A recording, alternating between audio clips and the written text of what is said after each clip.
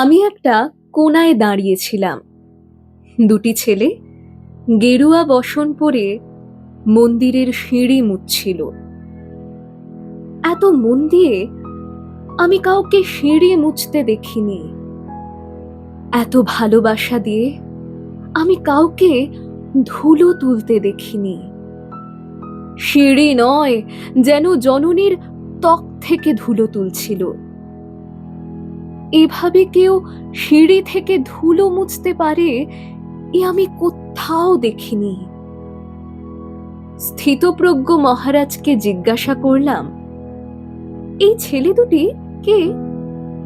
মহারাজ মৃদু হেসে বললেন, একজন নিউক্লিয়ার ফিজিসিস্ট, একজন IBM এর 6 লাখ টাকার চাকরি ছেড়ে এখানে এসেছে।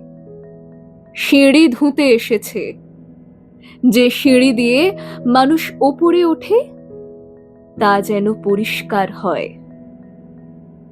মহারাজ চলে গেছেন। সন্ধ্যা নেমে আসছে গঙ্গায়। আমার ভেতরেও নামছে সন্ধ্যা।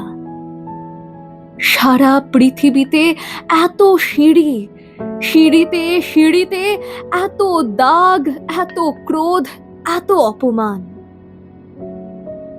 আরতি শুরুর আগে মনে হলো, যে সিঁড়ি মুছতে পারে না সে কোনোদিন মানুষের চোখের জল মুছতে পারবে না।